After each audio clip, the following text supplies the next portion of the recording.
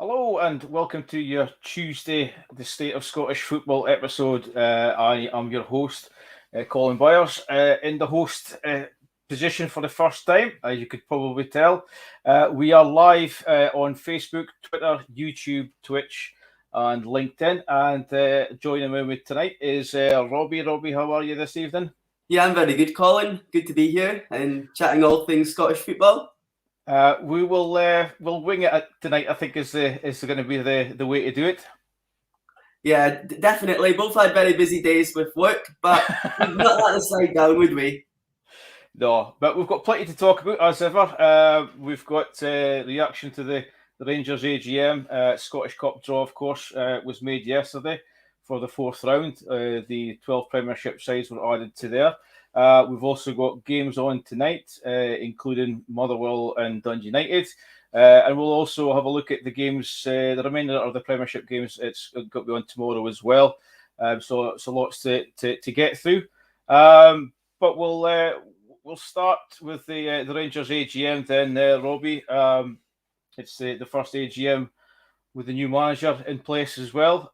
Lots to kind of get through of potentially what they're going to do for the future. But I think the big thing that came out of it was they're not looking to sell any of their so-called stars at the minute. Yeah, definitely. Considering for at least the last season and a bit, players like Alfredo Morelos, Borna Barisic, Ryan Kent, they've always been linked with moves down south. So for the fact that I think a key factor for them being able to keep players is they'll have European football past Christmas. And I think that secures £2 or £3 million extra for them. And with this new manager bounce, he will clearly have been told he would have to be swayed potentially to join Rangers, I guess. So maybe he's been told, if you want to win, maybe he said to the board, to Stuart Robertson, if I want to keep my best players, I'm keeping them. So, but it'll be interesting to see, because how many managers or chairmen have said in the past, oh, we're not going to sell a prize asset, and then sometimes money talks, does it, at the end of the day? But especially Morelos, because he does come under quite a bit of criticism at times, but then pops up with two pretty good goals during the week in the Europa League. So it's players like that that can turn a game that you want to keep if you're a Rangers fan. Yeah, Morelos is one of those kind of players that you'd love to have in your team, because you just know that he's going to pop up with a goal now and again. But at the same time, you'd also classify him as a sellable asset. And some of the things that come with the likes of a Morelos, the almost kind of sulky kind of attitude sometimes you get as well. So although they're saying they're not going to sell or looking to sell any of their players, if somebody comes in with the right offer, they would have to they'd have to sort of consider it. Yeah, but in a way with Rangers, after getting a taste of how they won the league last season after so long and the turmoil they'd been in for many years, I think now they've got a taste of that glory. It'd be interesting to see, instead of losing players in January, depending on how the title race is looking, if they go and strengthen, and that all can go down to how the cup run goes, how the Europa League form goes, because last season I think they've done pretty well in Europa League as well. And at the end of the day, that's bringing in extra income for Rangers. And at the end of the day, that's why overall, I know we'll speak a bit more into it, but it seemed quite a positive AGM going from Rangers fans' reaction on social media. Yeah, I think everything seems to be rosy coming out of Ibrox, but we'll see how it goes. Then they also mentioned as well that Connor Goldson's contract negotiations are fairly relaxed. That I think is the phrase I've used with that. How key would it be for them to keep him? I think having a good basis of a back line and stability in the back line is key for Rangers. And Connor Goldson has been a pretty reliable defender over the last few seasons for Rangers, key to the title-winning success last season. However, if he's going to perform like he did in that semi-final defeat to Hibs last Sunday, then Rangers fans might not be too worried if they're not rushing to renew his contract. But it's one of those, you don't want to be losing your assets. Goldson's a reliable enough defender at the Scottish level. So I think I understand why they're pretty relaxed on that sort of situation, because he's another one that's tasted success at Rangers. And what sort of team would he move to? Would it be a championship level? I don't know. I guess as well that Van Bronckhorst has come in and with these guys in the squad, and I think you said earlier on, he doesn't want to be coming in and 2 months later, 2 or 3 of them are gone, because then that just changes the dynamics completely. Yeah, exactly. You don't want to have a rebuild. You've seen Ange Postecoglou have to do that in the summer at Celtic, Stephen Glass as well. Big turnover of 10 players or so at clubs. And for Rangers, I think they've got quite a big squad, quite a strong squad. It'll be a case of building on that rather than wanting to lose players, and especially lose players for free if the contract's up at the end of the season and they could have maybe got some money for if they're not going to sign that contract. But Rangers, I'm sure, behind the scenes, if they're singly relaxed, I'm sure they've got that situation pretty under control. Yeah, there was talk about the stadium as well. 2 things in particular that they were wanting to mention. One was safe standing within Ibrox. They're classifying that as not a priority. Is that something that you would like to see?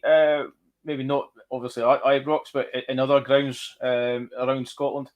Yeah, definitely. As an Aberdeen fan myself, probably viewers to this will know that the Red Shed they've trialled this season, I feel, has been a fantastic success. But that means the stand's limited due to its unallocated, kind of safe standing, but the seats are still there. And I think over in England, Manchester United have now made a section for safe standing, and I think there is an appetite for it amongst supporters. And you yourself being a Peterhead fan, I think a lot of these grounds in the lower leagues are good because you can be standing on that terraces. But I see in the current situation, we've had the pandemic, or we're still in the midst of a pandemic, it probably isn't a priority for Rangers, but it's certainly something I think they'd want to be looking into as well, because a section of their supporters, I feel, would relish that sort of situation. What do you think? I think it's one of those kind of situations where if you have, I wouldn't say the whole stadium needs to be classified as a safe stand. Even if you have a section, even one stand or part of a stand that would do it. I know I think Celtic have got that in the corner there as well. So I think it works quite well. So I don't think you necessarily have to have it all the way through, but it does obviously give fans that different atmosphere, different feel to it. Because I know a lot of people, when they go to grounds like that, they tend to stand anyway, especially if it's a big game. So yeah, if you're going to try and introduce it in a safe manner, but obviously that's obviously not going to be a priority for them at the moment. It might be something they might consider. So I don't know if there's any Rangers fans listening, if they want to let us know in the comments if they think it, safe standing it should come into Ibrox.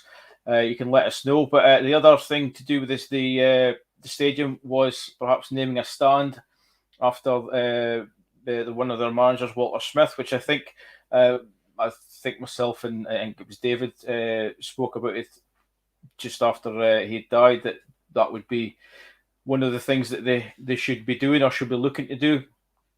I know statues are a big thing, but I think naming a stand after Walter Smith would probably be the pinnacle of what they could do for him. Yeah, I totally agree. Walter Smith, not just for Rangers, but just in Scottish football overall, he was a huge figure, very likeable character, and it was really sad with his passing last month. So I think Chris Boyd said there's no tribute enough to recognise Walter Smith, whether that be a statue or a stand. But for me, it's the least they can do. And I think we've seen Manchester United, for example, Sir Alex Ferguson stand, we've got Jim McLean stand and United. And for Rangers, Walter Smith's a Rangers legend, won them several trophies, and I think it'd be a very fitting tribute if it does go ahead in one of the stands. I'm not sure which one I don't know Ibrox too well, but I think that Rangers fans would be pretty pleased with Walter Smith getting that recognition overall. Yeah, I think if you look at what Manchester United did, naming a stand after Sir Alex Ferguson. I mean, it's just one of those nice touches that, you know, his name will be forever synonymous with Old Trafford, and Walter Smith, regardless, I think if he's got a stand named after him or not, will be synonymous with Ibrox and with Rangers. But it just means that, you know, for generations to come, and as long as Rangers are at Ibrox and winning games there, they'll have his name looking over them. Yeah, definitely, Colin. And just following the topic of things within Ibrox, on and off the pitch, I seen today that Stuart Robertson was discussing a new hybrid pitch, which would be the first renovation of Ibrox in 25 years. And he himself admitted the stadium's tired and they need a lot of upgrades. Is that pretty interesting that a club the size of Rangers are coming out and saying that? I'm not a fan of hybrid pitches and anything like that. I think we should all be playing grass. I understand that they probably, because they've been at Ibrox for so long, it probably needs an upgrade.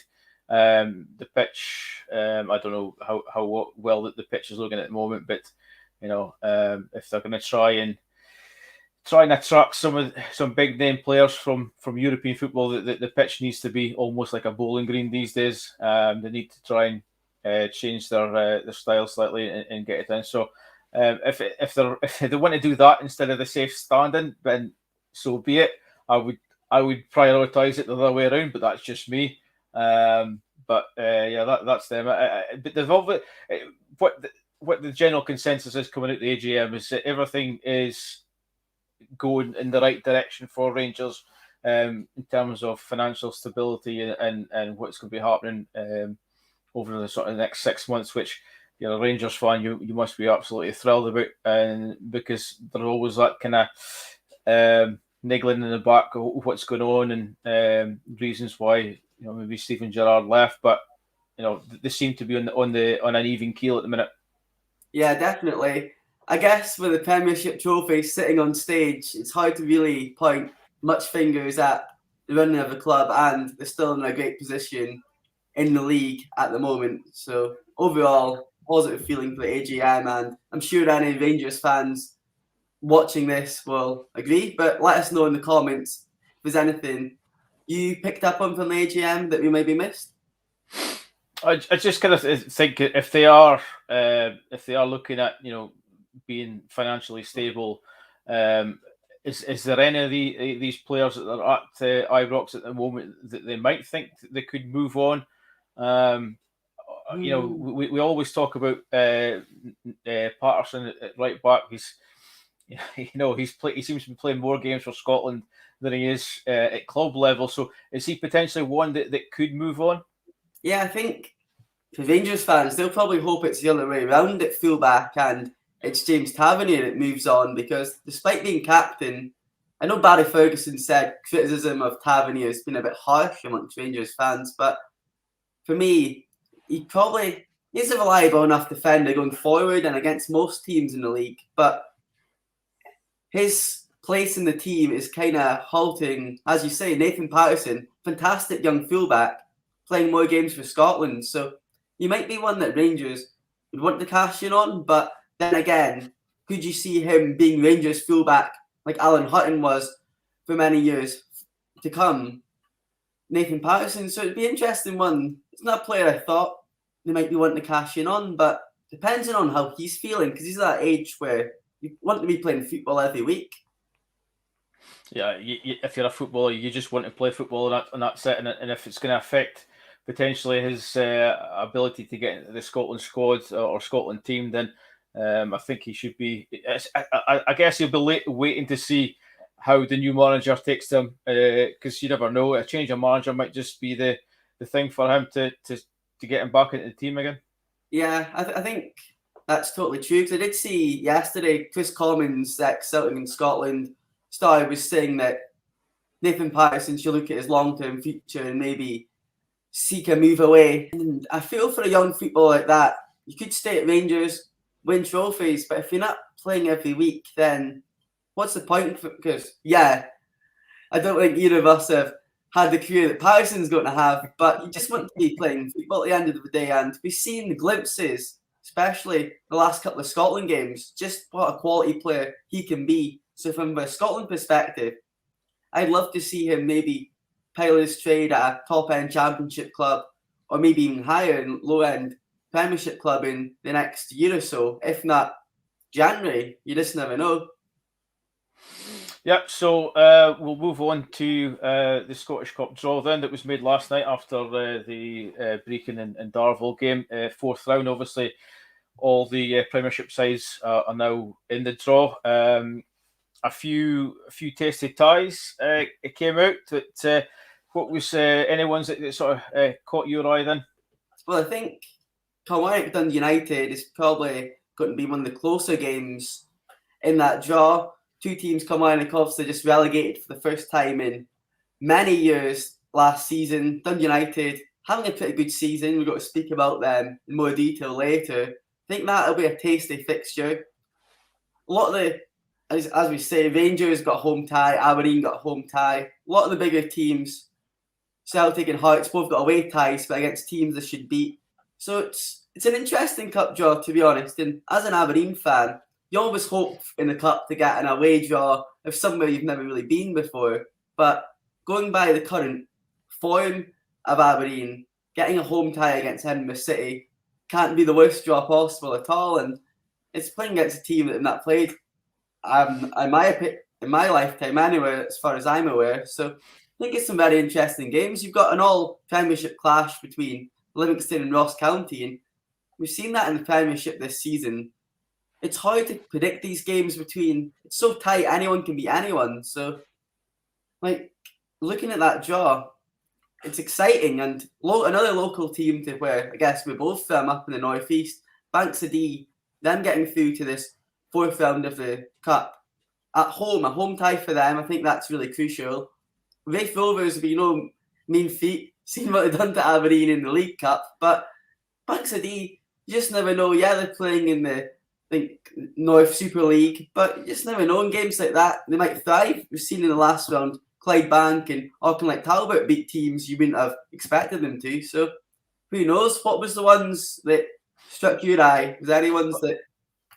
Yeah, I was gonna mention the Banks of D one as well, because I think if you're Raith Rovers, you're probably looking at it and thinking you really don't know what to be going up there, because it probably is the biggest banana skin you could get. They probably would have preferred it to be at home. I think if you're in a cup tie like that, I think you would obviously prefer it to be at home.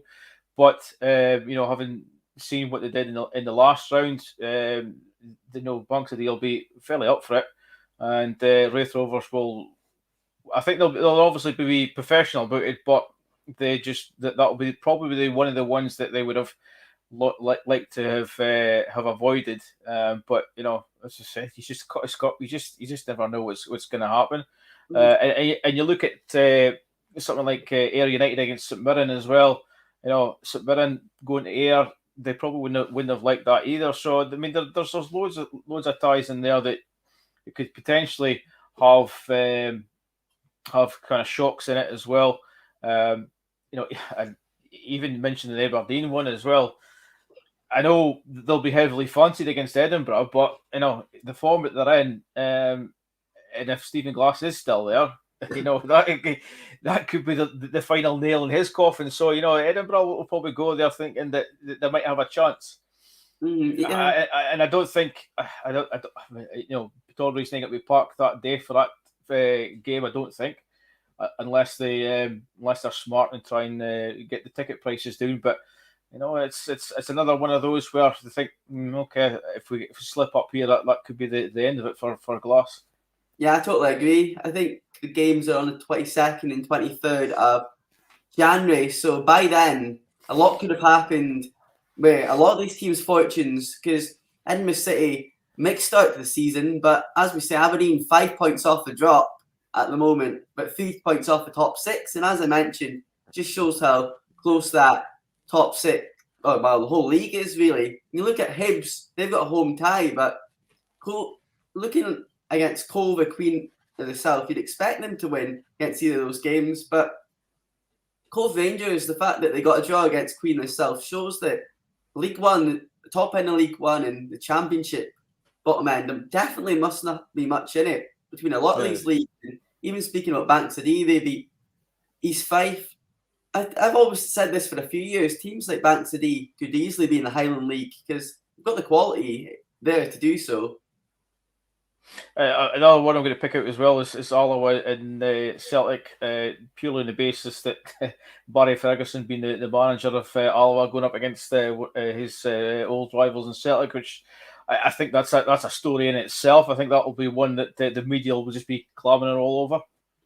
Yeah, definitely. Because Barry Ferguson, he can, as we all know, he can be a controversial character on the touchline sometimes, or animated character as such. So it'll be interesting to see, especially the home side. Celtic, as they always do, will take a healthy away support. So it's certainly interesting. You'd expect Celtic to go through that tie with breeze, but I think Barry Ferguson may hog the headlines in that tie. And as you say, overall, I don't know how you see this in FA Cup in England, see this in Scottish Cup in Scotland. A lot of people sometimes you see on social media say, oh, cup competitions are not the same and all that. But I just love it, especially seeing teams that you don't often see on a regular basis suddenly in the last 16 or last 24 of a tournament. It's great. Even Dumbarton took Aberdeen to a replay 2 seasons ago. So Dundee they've been a mixed bag this season. So for all these teams, it's so hard to predict because on their day, anyone can beat anyone, in my opinion, in Scottish football, to an extent, obviously. We are assuming that Barry Ferguson will still be manager of Alloa by the time they come in because he's on I would say he's not well liked by the Alloa fans at the moment, but he seems to be sticking around, and I think for him he'll be dying to try and get one over his old rivals. Yeah, I think for Barry Ferguson, he's obviously got that thick-skinned character. To be captain of Rangers for all those years, you've got to have that because we all know what Rangers support can be like. That can be quite expectant. Barry Ferguson, obviously a great servant to them. Alloa fans, I've seen they're not too pleased with some of the things or Alloa's performances and results, so to speak. But you just never know. He'll be out there to prove them wrong and prove that he's the man to take them forward, especially after moving from his success at Kelty Hearts and seeing Kelty Hearts have a very successful League 2 campaign, whereas Alloa have struggled a wee bit more this season. And we've also got Livingston against Ross County as well, which is another tasty tie. A tie that probably both sides would have wanted to avoid, but you always get one of these kind of ties thrown in now and again, and that could be a potentially a good game as well. Yeah, I think so. I think both teams. It's one of these I could see like a 2-2 and then a replay or whatever, because both teams have got defensive fragilities and will score goals. Bruce Anderson, I wish Aberdeen had kept Bruce Anderson and left Livy with Jack, to be honest, but it's great to see Bruce Anderson is in some good goal scoring form at Livy. Ross County obviously got a very good result against Dundee United. No, not against Hibs the other day, was it? I watched that, and they could have scored more than the goals they did. So both teams, as I say, the cup games can be unpredictable and league form can go out the window, but both teams would have wanted to avoid playing an all-premiership clash. But they'll relish it because fourth round of the cup, fans are usually up for the cup, and Livy, they got to the semi-finals of the League Cup last season, so they'll be wanting to get far in the cup competition again this season.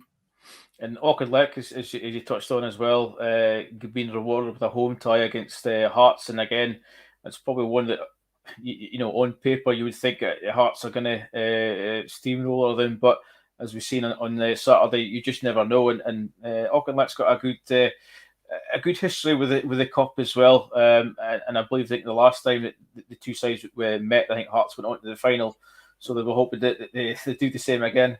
Yeah, you took the start that I was going to come up with as well. I think I did see a few Hearts fans on Twitter say that it's written in the stars that them join Auckland, the Ayrshire junior side, that last time they played them, they got to the final. So this time they'll be hoping to do the same. But touching on Auckland, a friend of mine, Hamilton fan, Ben McNichol, he tweeted saying it was the lowest of low as an Accies fan losing to Talbot at the weekend. And it's one of these, it just shows that anyone can be anyone, but it's one of these that really didn't surprise me in a way.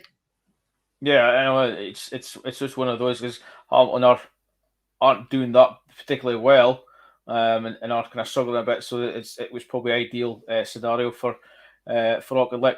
Rangers, they'd been drawn at home to Stirling Albion.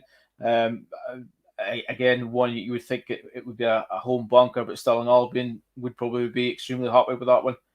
Yeah, Stirling Albion, likely they'll have players that are probably Rangers fans and have always dreamed of playing at Ibrox Stadium. So for them, they'll just be delighted. Good money spinner with the way the gate receipts are usually done. Good trip away for the Stirling fans as well. So they won't go into that game with any expectations at all. But I'm sure they'll try to put up the best of fight. And as you say, Rangers, they're fighting on three fronts now with the Scottish Cup, Europa League and the League. Be interesting to see if players such as Scott Wright maybe get a bit more game time, some of the more fringe players. But as I say, Rangers, you'd expect them to have enough to see off Stirling Albion at Ibrox. We look at the draw, we see we've got the likes of Auchinleck, you've got Banks of D in there, Clyde Bank, Darvel and Brechin are still in there as well. So there's a lot of or East Kilbride in there as well. There's a lot of the non-league sides, if you like, Lowland sides, Highland League sides.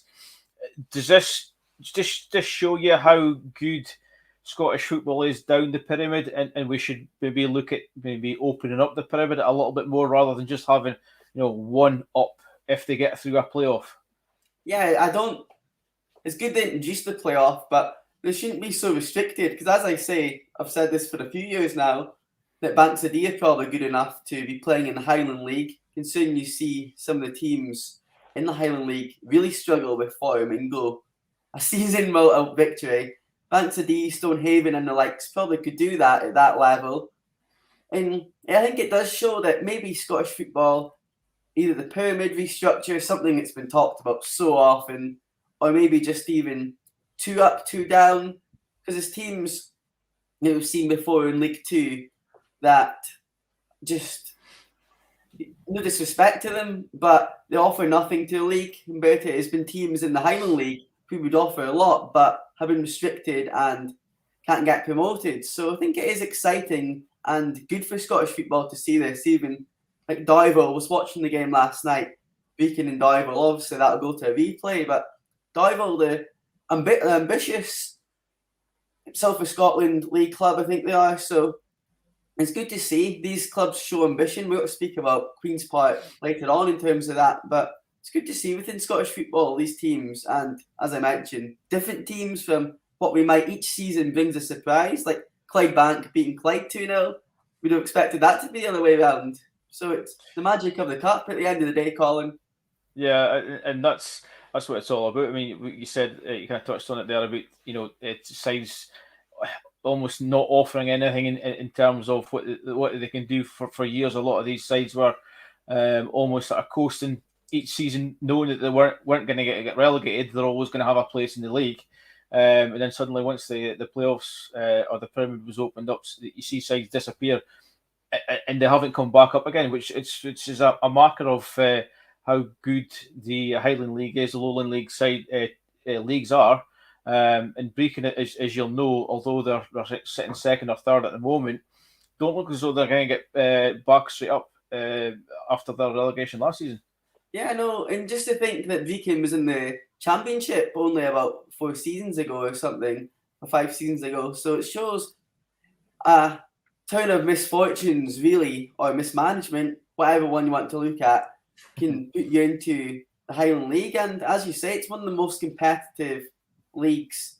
There is teams that can beat anyone. Yeah, Rora Rangers in the past few seasons, you've had Formartine, you've had locals, you have different teams that sometimes dominate, but there's a lot of close competitive games and a lot of good sides, as you say. In Brechin, got Andy Kirk, who was Hearts women's manager last season, got him in as manager. They've got Craig Levine as, I think, technical advisor or something behind the scenes. So I think they are showing some ambition to go back up, but it's not as easy as maybe they'd imagined. Or I don't know what they've planned for, but it just shows you go up that league, it's no guarantee to end up back in anytime soon. Yeah, and I think that just kind of backs up the how strong these leagues are. One side that is showing ambition since their promotion is Queen's Park, and they just a few hours ago have appointed themselves a new sport development director. In other words, I think it's probably a director of football. His name is, I'm going to try and get this right, is Marijn Beuker, who was at previously, was it Dutch football, I think he was. So it's a big appointment for them, and it's a big sign of where they want to go as a club. Yeah, certainly. That was one that took me really by surprise when I seen that 37-year-old Dutchman was role of sport development director AZ Alkmaar in the Eredivisie. So do you think AZ Alkmaar, a huge club in the Netherlands, I've been to games there before, seen how well run a club it is. They've been in the Europa League in recent times. So the fact that an employee who seems pretty highly regarded over in the Netherlands is moved to Scotland to be at Queen's Park, it just shows the ambition and intent Queen's Park have got off the pitch and on the pitch, because you've seen some of the players, guests they've recruited in the summer as well. It's shown really that they're aiming high. Yeah, they've obviously got this the plan of where they want to be and how they're going to get there.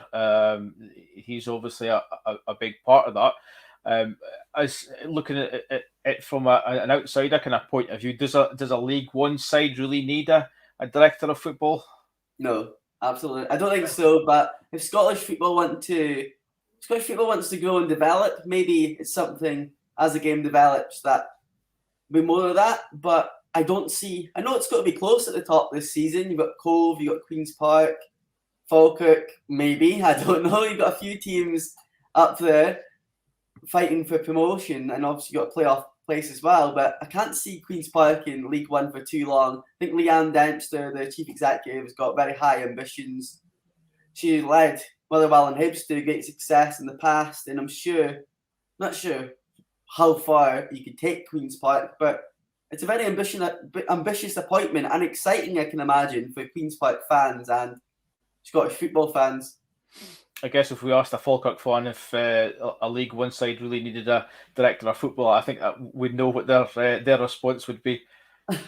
Yeah, exactly. We've seen a lot said about Falkirk this season, definitely. But I think for me, this appointment, it just shows that football clubs are thinking slightly differently now. As I say, Fig Levine even being at Viking in the advisory role, Gordon Strachan in a similar role, I think at Dundee. These clubs are looking at slightly different pictures and visions than they might have previously done. And for Queen's Park, I don't know, you might know better than me. Are they still playing at Firhill this season? So yeah, they are, yeah. It's something that you wonder what their long-term ambitions are in terms of, because I was playing at Leicester Hamden, seen Leicester Hamden recently, looks like a lot needs to be done. But if they're showing that ambition with getting a highly regarded new director of football from the Netherlands and they're basically full-time in League One, it'd be interesting to see let's see where they are in the next couple of years. Put it that way.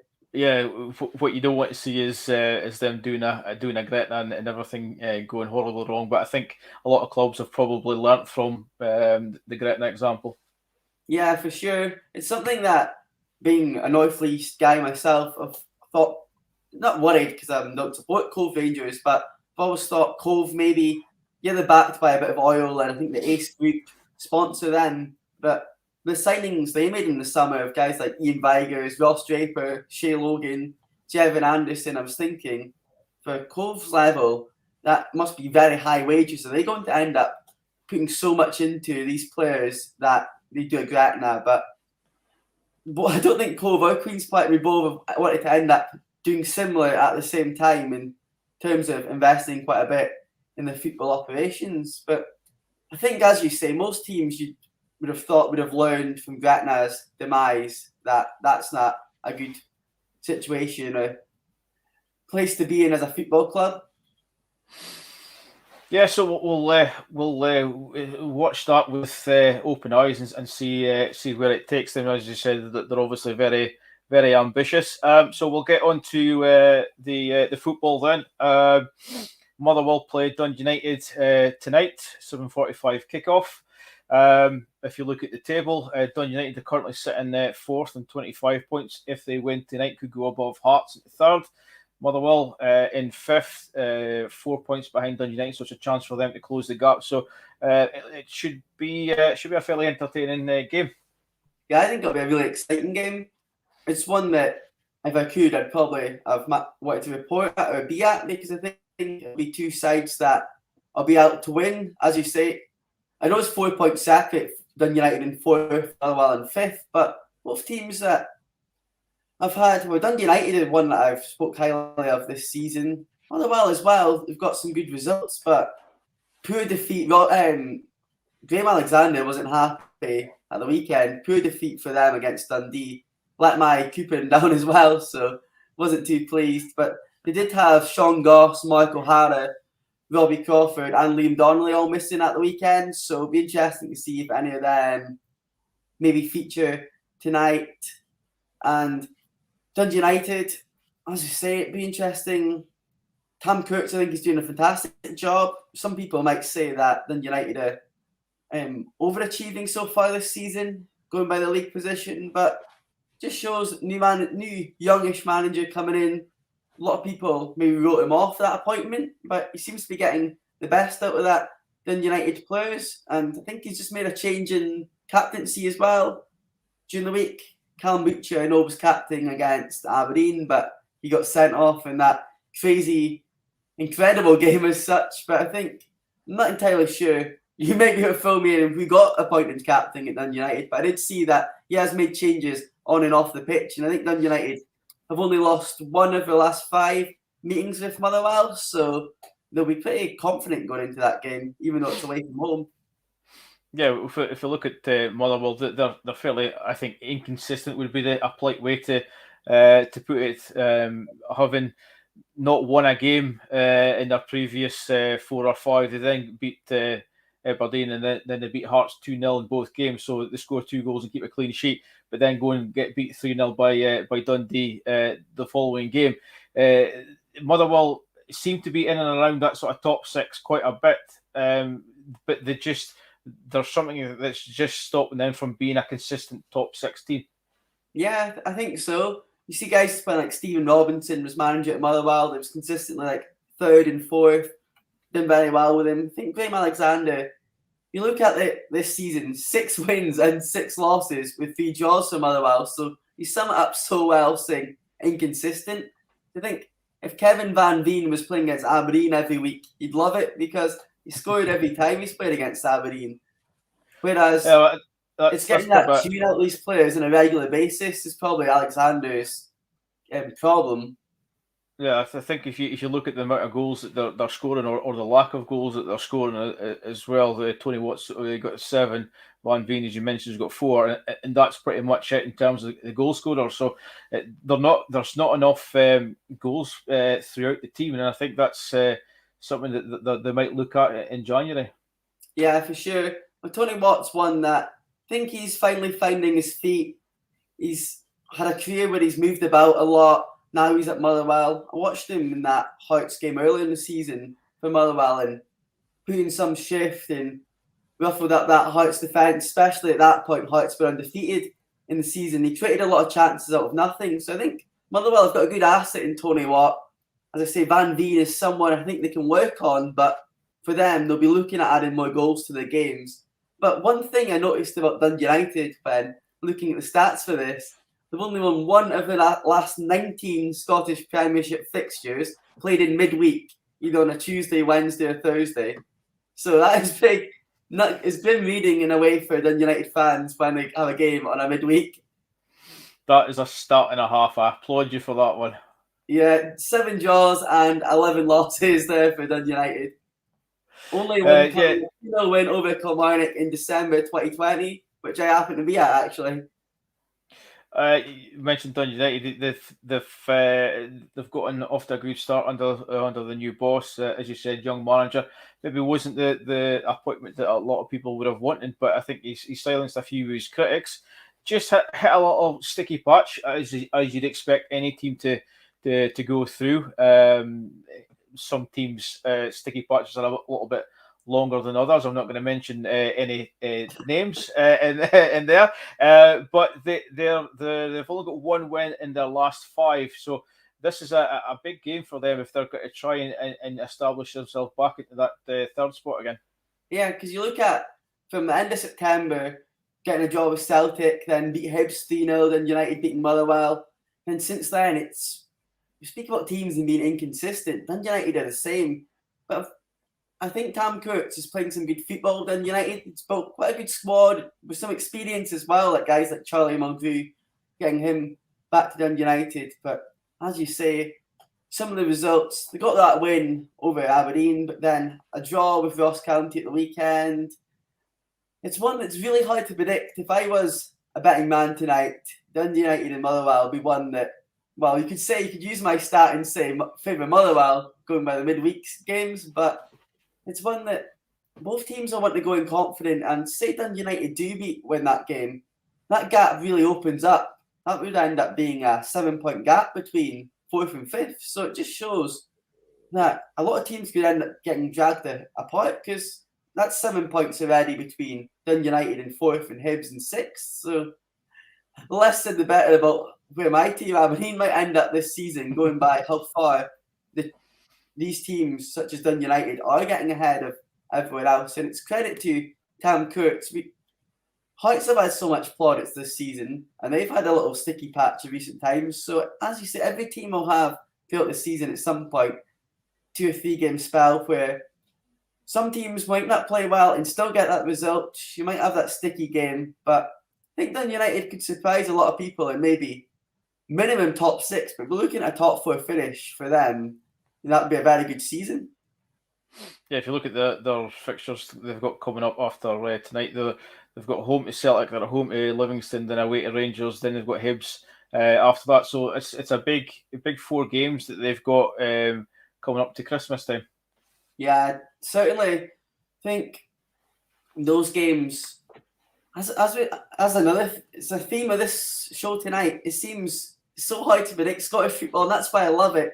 In a way, it's so hard to predict because you could say a tricky run of fixtures, win tonight, then do they worry about lose to Celtic? But then again, they beat Celtic at the end of last season. They drew with them earlier this season. Hibs, as we all know, they had that fantastic result last 2 Sundays ago against Rangers to get through to the League Cup final. But Hibs' form's been very inconsistent, and I think that's the thing that makes Scottish football so authentic, because teams in the Scottish Premiership, anyone can beat anyone, and form can change drastically. Just 1 or 2 wins can propel a team that the manager is getting a vote of confidence, and then the next minute a few wins and pressure can be relieved, and you're looking up the table to that European spots, especially with now it's Conference League spots as well.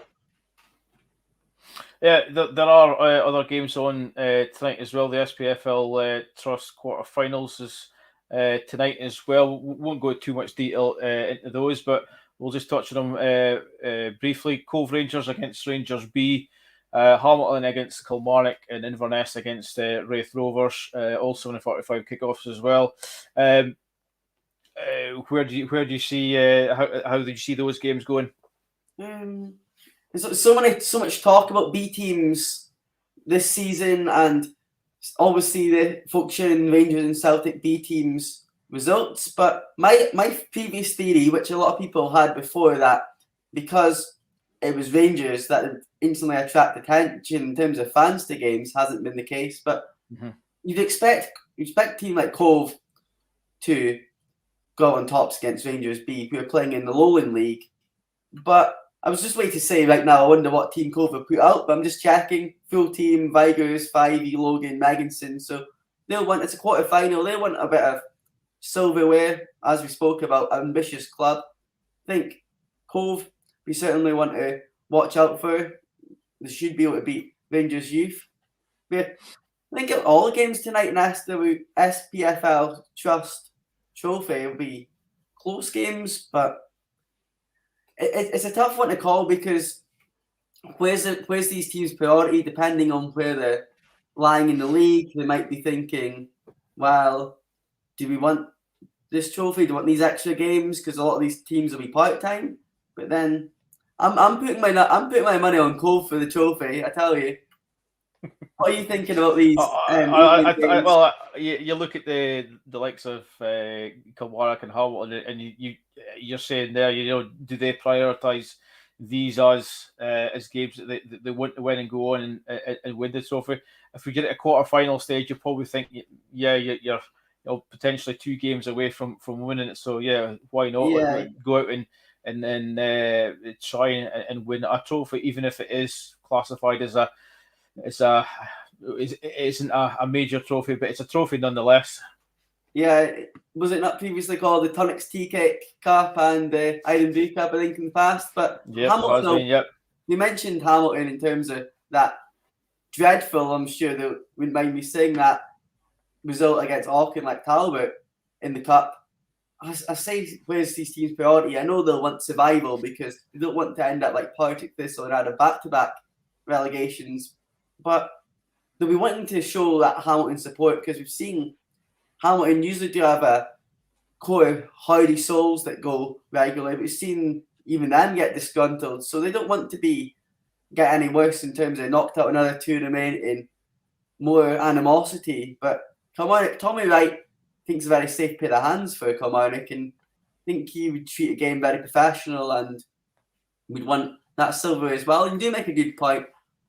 I say a lot of people might call it, no disrespect, the Diddy Cup or Leicester Cup, but this can mean a lot to these managers and players. So absolutely, and tomorrow to complete that ties is Queen of the South Morton. So, and any of that teams, don't know much about Rangers under 21s, but any of the other teams, 6 championship teams, anyone can beat anyone in that championship as well in a cup game, as we spoke about in the Scottish Cup.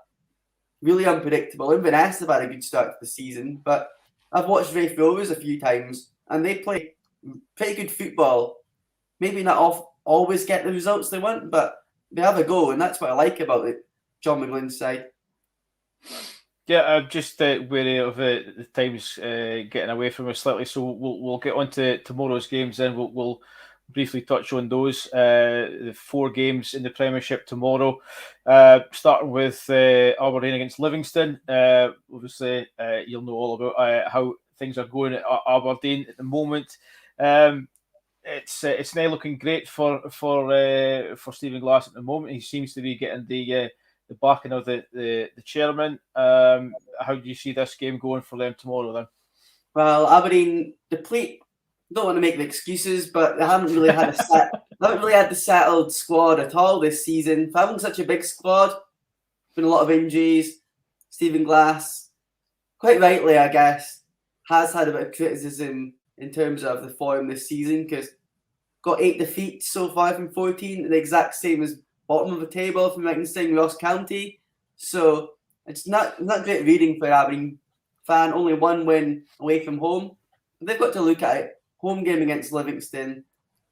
You can look at it in 2 ways because having a home game, you'd want home advantage, but with the current form of Aberdeen and the sense of apathy, I don't think it's creeping in as much as it did at the end of McInnes' tenure, but fans, you don't want to see a team lose, and especially that second half. I was at Celtic Park on Sunday.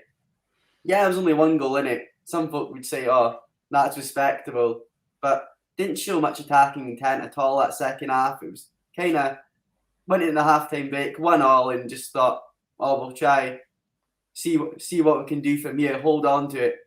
Against Livy, they've got to go for it against Livy. They need to get that 3 points. A draw is not good enough because they need to propel themselves back up. Aberdeen fans have had that taste of being in European competitions, whether that's Europa League or Conference League in recent years, and fighting in cup semi-finals, finals. So it's not a place in the last decade, I guess, that Aberdeen have wanted to be now 5 points, as I mentioned earlier, off bottom. And Livy were unlucky to lose to Aberdeen at home early in the season. Max Stryjak let in that Jack McKenzie ambitious shot. It went in, saved Glass's blushes, and that's only away win this season. So hard to predict Aberdeen. You don't know what Aberdeen side's got to turn up, but I'm praying as an Aberdeen fan that game against Livy tomorrow night can maybe kickstart the season. Yeah, if you look at the fixtures that or the run of fixtures that they had, but they lost so many games in a row, and then they beat Hibs, drew with Rangers, and then beat Hearts. Is that 3 games possibly saved Stevie Glass then? Yeah, definitely. I'm sure most listeners or viewers or whatever would have heard Dave Coymack, the Aberdeen chairman's passionate rant, maybe you could call it, on BBC Sports Sound prior to that games, and the players certainly did respond. And I was at that 3 games and thought Aberdeen, especially at Ibrox, they took the game to Rangers, and a dubious decision probably cost them a victory there, because even Rangers fans have said to me that Aberdeen merited possibly 3 points that day. So it shows Glass, when he gets it right, and the players are believing in that philosophy, they can maybe compete with that top sides, but you can't have 8 defeats. And some of the manner Stephen Glass touched upon it in his press conference today. The goals every week that they concede seem very similar. They don't have concede a lot of shots, but the ones they do seem to go in. And it seems a recurring theme of ex-players. Well, that's Stevie May and who was it? Curtis Main scored against them this season. So I really hope it's not Bruce Anderson. I think Bruce Anderson maybe did score early in the season against us as well. So I'm hoping that doesn't happen again. But you just got to cut out that defensive mistakes. They've had defensive injuries to Gallagher, who had Declan Gallagher had a lot of hope for, Motherwell captain prior to signing for the Dons, Scotland cap, but he's been injured. His form hasn't been great. And then Michael Devlin injured. Andrew Considine, even getting on in age, fair to say he's still a very reliable defender. So having him out and the 2 young fullbacks, it's not great reading for an Aberdeen fan to see. They're having to put in guys like Jack Gurr, who's only previously played college football, or makeshift Scott Brown, who I think has done a great job when he's been asked to play central defence, but that's not where you need him. You need him in the middle of the park and forcing the game at the end of the day. Yeah, for Livingston as well, they could look at it and go, if they win, they could go above Aberdeen as well. So this is a big game for them as well. Yeah, it's a 6-pointer in a way, really. And David Martindale will have this side set up to compete. And I'm sure a lot of teams do go Patology to sit in, and I'm not sure how he'll approach it. But as you say, they're only 2 points off Aberdeen, so they could easily propel themselves up to looking up the table as well. It's one of those that where would Stephen Glass go from there if he did lose to Livy? But also, it would be incredible for Livingston if they could come to Patology and get a result, because J. Emmanuel Thomas, I mentioned him earlier, he, at the end of last season for Livingston against Aberdeen, caused them so much problems, and Martindale praised him, Stephen Glass praised him, and he was opposition player. Aberdeen have signed him, and he's hardly featured. So it's certainly got to be one that I'll be keeping a close eye on tomorrow evening. We've also got St Johnstone travelling to Dundee. Another couple of sides who could potentially go above Aberdeen in the league. It's been a funny season for St Johnstone, obviously on the back of winning the 2 trophies last season, but they've just struggled in the league slightly. Yeah, they have. Last season was a fairy tale season for St Johnstone, really winning the League Cup and Scottish Cup, and this season got the home tie against Turkish giants Galatasaray and the likes. So has been that last year of positivity around St Johnstone. And for many seasons, they've been a top 6 club as well, just kind of creeped into that 6th or 7th place. And this season hasn't really happened for them. They got that 1-0 victory over Dundee United at the end of October, but since then, they haven't won a match. So that local, I guess, Tayshaw derby tomorrow night against Dundee will be crucial, but you wouldn't want to play Dundee after they've just beat Motherwell 3-0 either. So for St Johnstone, they only lost a couple of players, key players I must add, in the summer, but they still have a good core of that players that was double cup winners. So I think Callum Davidson, he's a good manager and a good guy, and I think he can get them. Sometimes it just takes that. They've had 5 draws this season, the most, I think, in the league. Well, actually, behind St Mirren. So maybe if you can turn some of that draws, tight games, into wins, that could do them the world of good. Get guys like Stevie May or Chris Kane scoring goals and propel themselves up the table. But speaking of Dundee, 3-0 victory at the weekend. Guys like Luke McCowan, every time I've watched him, very talented player. Seen for Ayr last season, thought he was too good for the Championship, and then for Dundee, scored at the weekend and has been very impressive. And they've got a lot of goal threat in attack as well, with likes of Killian Sheridan, Lee Griffiths, Jason Cummings. So I think Dundee, despite being 3 points off bottom, just look at that whole Scottish Premiership table. Ross County bottom on 10 points, up to top 6 places, only 6 points separate. 2 victories. I think there's 3 games there's been 3 games in the next week. So 2 victories out of that, and a team's fortune could really change. We've also got St Mirren against Ross County. Ross County sitting bottom at the table at the moment, 3 points adrift of Dundee. St Mirren in 7th. They're quietly going about their business. Yeah, I think St Mirren are indeed. I like St Mirren, and I also think Jim Goodwin is a really good manager. Someone that Stephen Glass was going to deploy at Aberdeen. Someone I think they'd maybe look at. I think he's doing, with the budget he's got at St Mirren. Yeah, I mentioned they've had 7 draws this season. That's probably helped them in a league position. Only 3 victories, same as a lot of the teams down the bottom. But St Mirren, they've got guys like, look at Jamie McGrath. There's been a lot of talk. Would he stay? Would he go? I think Hibs did put a last-minute bid in for him in the summer. Aberdeen was interested. Disappointing result for St Mirren at the weekend with a defeat to Hearts. Obviously got a sending off. But that was late in the game for Joe Shaughnessy, so the game was probably done. But I think for them, it's one of these games that they'll go into with confidence, and with Hibs' form, we want to aim and be overtaking them. And then Ross County are one of those sides. I think Malky Mackay, it's a lot been said about Malky Mackay. As I say, they've got the second tied worst defeats of the season with Aberdeen, Ross County. So obviously losing a lot of games, 2 victories so far, but 10 points, one win can get them off the bottom. And Ross County, problem with Ross County for me, every time I watch them, they can create a lot of chances, but they haven't got a reliable goal scorer that's got to score that goals. And in one way, I do fear for them and the Premiership safety, unless they can go in January and pick up someone maybe on loan that can bang that goals in. Because at the end of the day, sometimes teams can struggle, but they'll have that talisman that can just come up at the crucial time.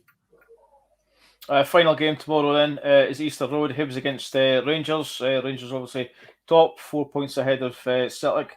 Hibs slipping down to 6th. This will be the game of the night, I guess. Yeah, definitely. Well, Rangers will be wanting to get some revenge after the Hampden misery a couple of weeks ago against Hibs.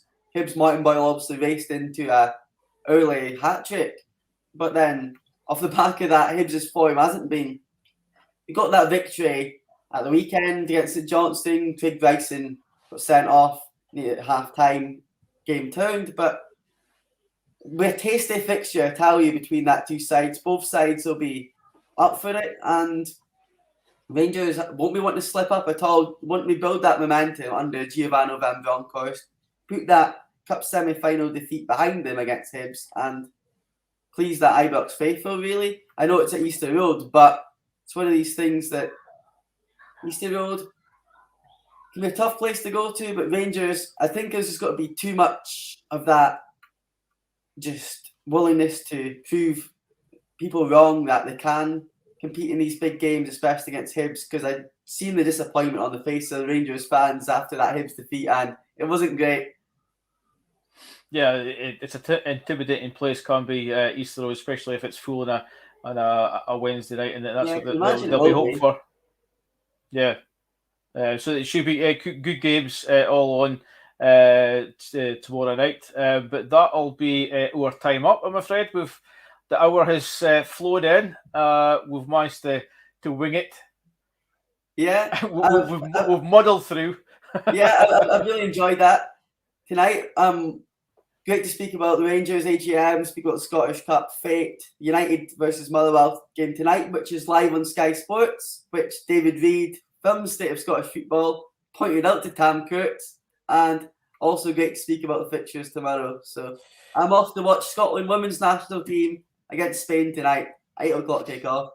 Yeah, so the guys tomorrow will have probably more on those games tomorrow.